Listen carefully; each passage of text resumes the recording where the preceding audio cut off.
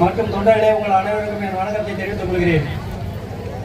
நமது கட்சி கொடி ஆரம்பித்து 25 ஆண்டுகள் ஆகிவிட்டது. அதனால் அந்த வெள்ளி விழா ஆண்டாக அனைத்து மாவட்டங்களுக்கும் இந்த பொதுக்கூட்டம் நடைபெறுகிறது. நமது அரியலூர் மாவட்டத்தில் நமது தமிழ்நாட்டில் உள்ள மொத்த மாவட்டத்தில் நமது அரியலூர் மாவட்டம் ஒரு சிறிய மாவட்டம். இந்த சிறிய மாவட்டத்திலே மொத்தமுள்ள மக்கள் தொகை 7 லட்சம் பேர் தான். 38 மாவட்டத்திலே 32வது மாவட்டம் சின்ன மாவட்டம். இப்போ வந்து பார்த்தீங்கன்னா 6 பெரிய தொழிற்சாலைகள் இருக்கு.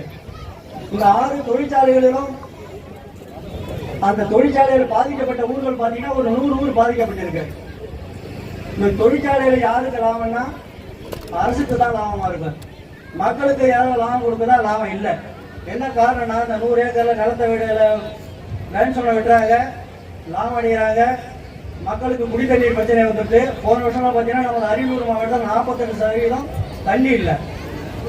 ரோடுல போற கூலி கூட பார்த்தீங்கன்னா முந்திரியில வெறும் கூலி அடிஞ்சு போகுது, விவசாயம் பாதிக்கப்படுது.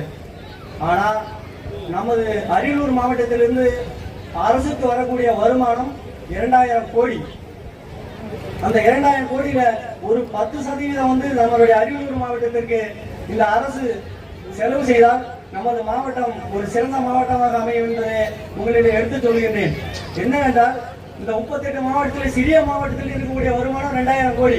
2000 கோடி சாதாரண இல்லை. கம்பெனியிலிருந்து டாக்ஸ் கட்டக்கூடிய வருமானம் தான் அந்த 2000 கோடி. கம்பெனியிலிருந்து வரக்கூடிய வருமானத்தை அரசாங்கம் எடுத்துக்கொள்கிறது.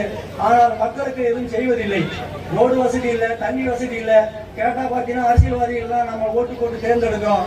நாங்கள் 100% நமது அரசாங்கம் செய்துவிட்டது, சொல்லாததையும் செய்கிறோம் என்று சொல்கிறார்கள். ஆனால் அவர்கள் செய்வதில்லை. என்ன கேட்டீங்கன்னா இந்த டாஸ்மாக் மடங்கு 5300 டாஸ்மாக் கடையில் இருக்கிறது. மகளிருக்கு 1000 ரூபாய் கொடுக்கிறார்கள், இலவச பஸ் வசதிங்கிறாங்க. ஆனால் இந்த டாஸ்மாக் மூலம் பாதி பேருடைய தாலி ஏற்கப்படுகிறது, இளம் பெண்கள் கற்பழிக்கப்படுகிறார்கள், கொலை கொள்ளை எல்லாம் நடக்கிறது. ஆனால் இந்த நமது ஸ்டாலின் அவர்களுக்கு தெரியுமா தெரியாது தெரியவில்லை. இவர் இளமையாக இருக்கும் போது டாஸ்மாக் வரக்கூடாது என்று போராடினார். இன்று அவர் முதலமைச்சராக வந்த போது டாஸ்மாக்கு வந்து முன்னுரிமை கொடுக்கிறார். நமது டாஸ்மாக் ஒரு வருடத்தினுடைய வருமானம் 10,000 கோடி. இந்த டாஸ்மாக் வைத்து நம்ம தமிழ்நாடே நடந்து கொண்டு இருக்கிறது. நமது ஏழை எளிய மக்களை அவர்கள் சிந்தித்து பார்ப்பதில்லை. மக்கள் ஓட்டு போட்டார்கள், நோட்டை கொடுத்தோம், ஓட்டு வாங்கணும். மக்கள் எக்கடிக்க போனாலும் என்ன சொல்லி நினைத்துக் கொண்டிருக்கிறார்கள். அதனால் நமது மக்களுக்காக உழைக்கக்கூடிய நமது தலைவர் கேப்டன் அவர்களை கைக்கு கரைபடாத சொந்தக்காரர் என்றால் கட்சியில் ஒரு கேப்டன் அவர்கள் மட்டும்தான். நீங்க எந்த கட்சியில் எடுத்துக்கிட்டாலும் பாத்தீங்கன்னா அவங்க மனசு 100 கேஸ் இருக்கும். அங்கேயே பாத்தீங்கன்னா கோடிக்கணக்கில் எல்லாம் அடிச்சுட்டு போயிட்டு இருக்கானுங்க.